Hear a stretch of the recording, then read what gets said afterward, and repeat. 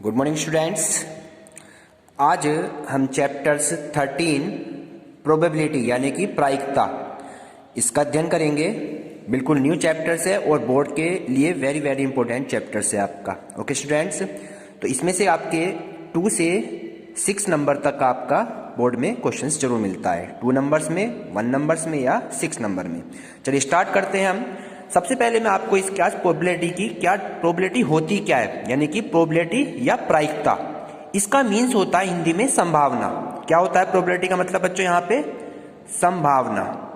किसी भी घटना के घटित होने की क्या संभावना है, क्या प्रोबेबिलिटी है, उसे हम क्या कहते हैं? कोई भी घटना घटित हो रही है तो उसके होने के या ना होने की क्या संभावना है, उसे ही हम क्या कहते हैं बच्चों? प्रोबेबिलिटी कहते हैं। सपोज कीजिए हमने एक भविष्यवाणी करते हैं कि कल वर्षा होने के आसार हैं, तो क्या है ये? संभावना है, यानी क्या है ये? प्रोबेबिलिटी होती है, प्रायिकता हो रही है।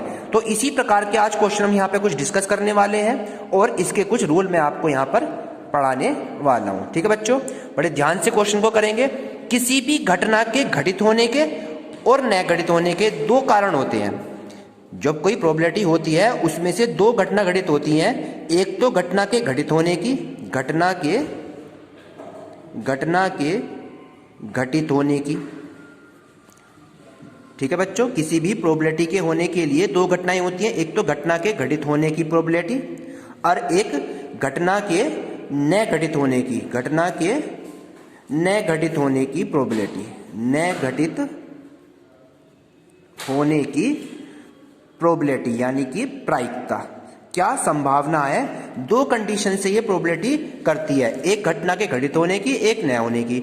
अगर कोई घटना घटित हो रही है तो हम उसको डिनोटेड बाय पी ए लिख सकते हैं। पी ए से मतलब है घटना के घटित होने की प्रोबेबिलिटी, घटना के घटित होने की प्रोबेबिलिटी। ठीक है बच्चों, और अगर हम इसको पी ए बार यानी कि पी ए हमें निकालना है तो हम लिख देते हैं घटना घटित में इसके आगे बार लगा देते हैं ऊपर, इसको कहते हैं बार। पी ए बार कहता है 1 माइनस पी ए, यानी जो पी ए है उसमें से 1 में से इसको क्या कर देते हैं? माइनस कर देते हैं। क्या बताया मैंने कि पी ए तो है घटना के घटित होने की प्रोबेबिलिटी और पी ए बार है घटना के घटित न होने की प्रोबेबिलिटी। पी ए बार क्या है बच्चों यहाँ पे?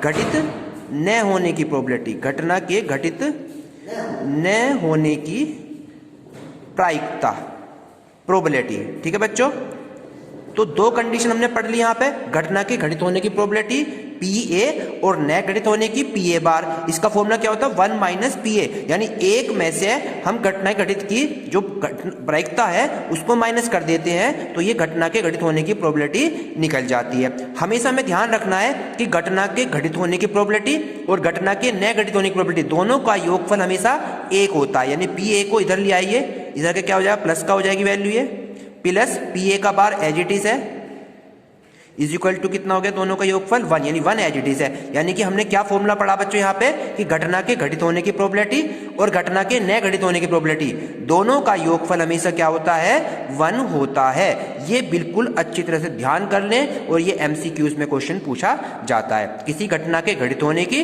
और न घटित होने की दोनों का योगफल क्या होता है? हमेशा 1 होता है। अगर हमारे पास 2 घटना घटित हो रही है, सपोज कीजिए किसी घटना ई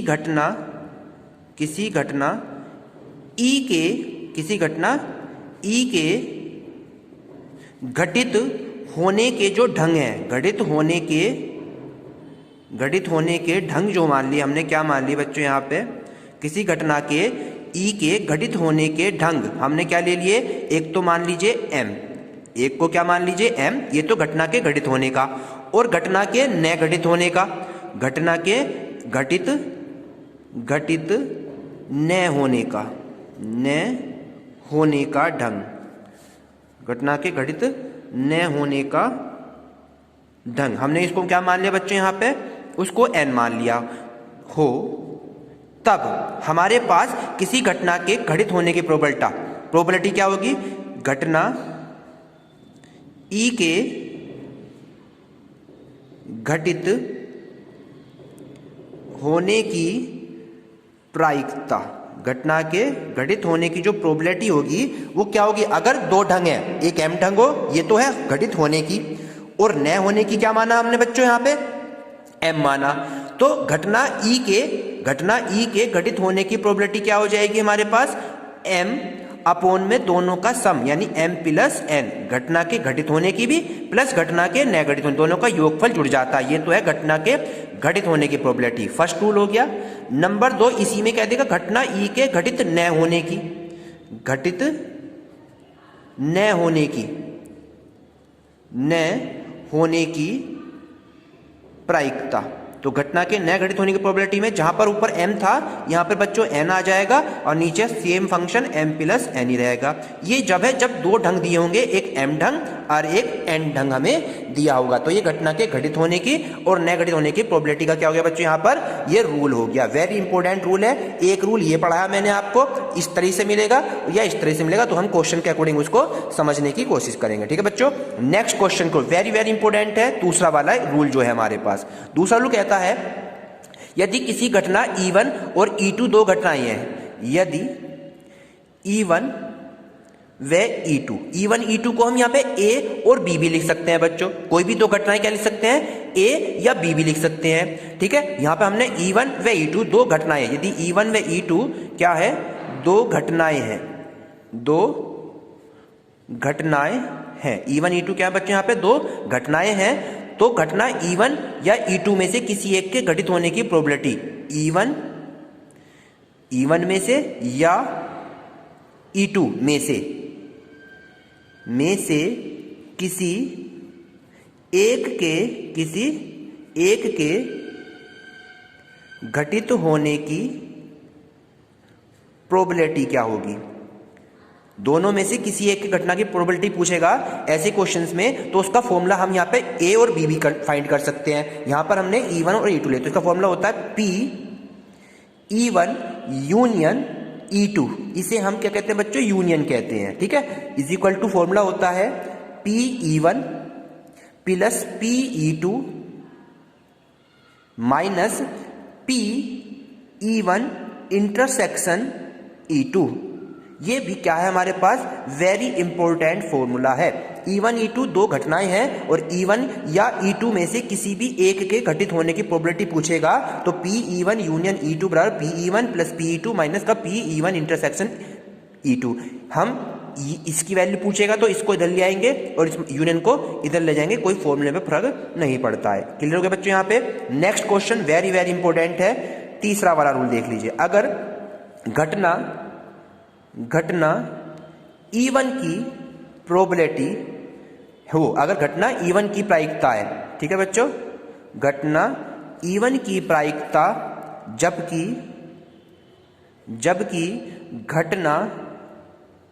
जबकि घटना E2 घट चुकी है। कह रहा है घटना E1 की प्रोबेबिलिटी निकालनी है जबकि घटना E2 जो है वो घट चुकी है। घटना E2 क्या है बच्चों, घट चुकी है। तो उस कंडीशन में रूल होता है P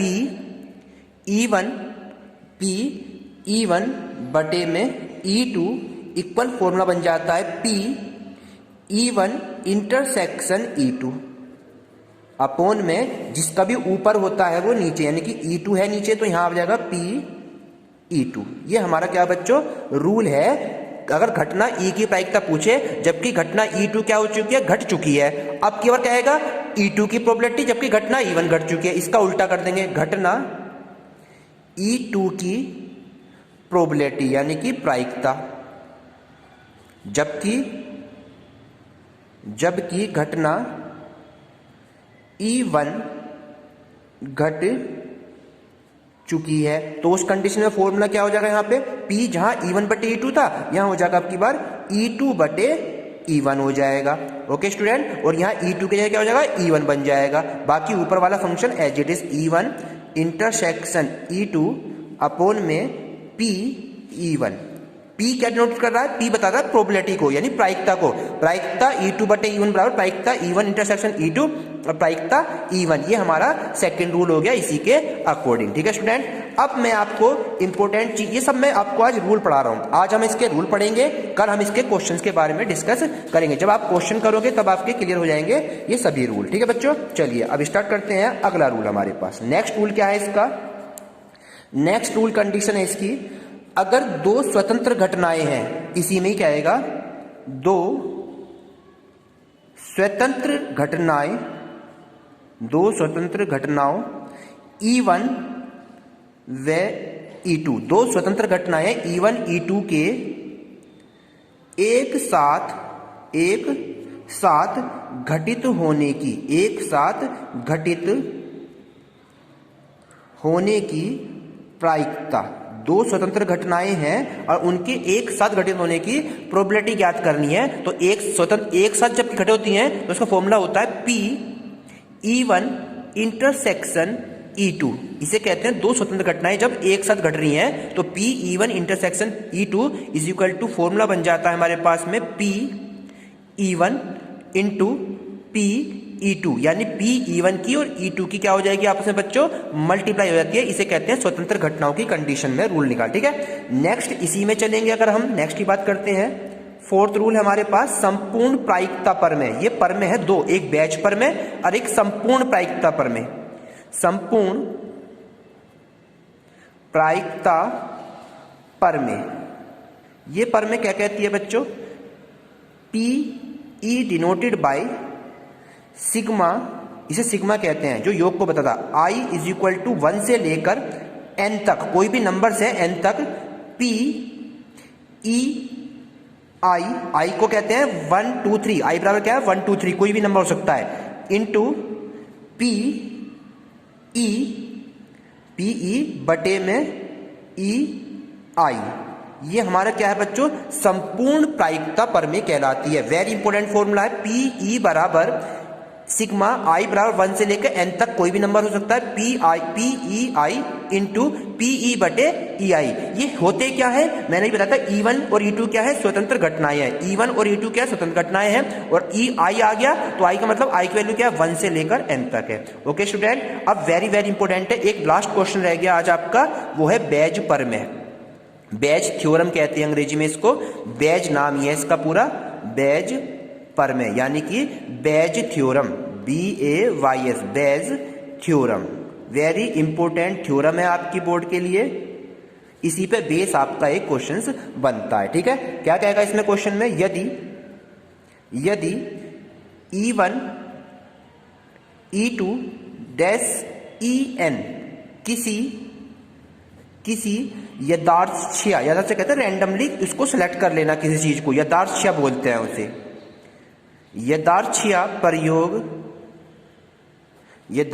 प्रयोग से संबंधित परस्पर अपवर्जी व निशेष्य घटनाएं हैं। ये होते क्या है, जब मैं क्वेश्चन कराऊंगा आपको क्लियर हो जाएंगी। निशेष्य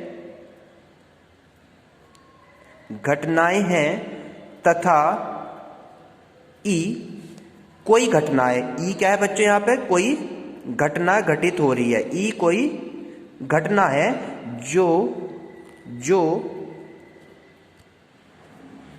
जो किसी घटना EI के साथ घटित होती है। ठीक है बच्चों, क्या कहा मैंने यहाँ पे, E1 E2 n तक कोई यदार्थ प्रयोग से संबंधित परस्पर अपवर्ज्य और निशेष्य घटनाएं हैं, जबकि E कोई घटना है और जो किसी घटना EI के साथ घटित होती है, तब जब हम बैच परमेय लगाएंगे यहाँ पर, तो बैच परमेय कहती है P EI अपॉन में E is equal to, formula होता है P EI, ठीक है, इंटू P E बटे EI। इतना आधा पोर्शन बिल्कुल क्या है, संपूर्ण परमेय है, इतनी थोड़ा आधा पोर्शन क्या है, संपूर्ण परमेय चल रही है बिल्कुल। अब बस इसके अपोन में हो आ जाता है, इसके डिवाइड में हो जाता है सिग्मा आई बराबर 1 से n, और यहां पर वही formula P E I into P E बटे में E I। फॉर्मूला में क्या फर्क है बच्चों कि ऊपर सिग्मा नहीं है, नीचे सिग्मा आ गया। सिग्मा का मतलब इसकी योगफल अनंत तक चल रहा है, कहीं तक भी डैश डैश करके योगफल तक। तो इस परमे को क्या कहते हैं बच्चों? बैच परमे कहते हैं। इसके अकॉर्डिंग मैं कुछ क्वेश्चंस आपको कल कराने वाला हूं, तो इसे बड़े ध्यान से देखेंगे। आज इतना ही आपके लिए इतना ही है, कल मैं आपको इसे क्वेश्चन कराऊंगा, और इन सबको अपने रूल को अपनी नोटबुक में तैयार कर लें। Thank you.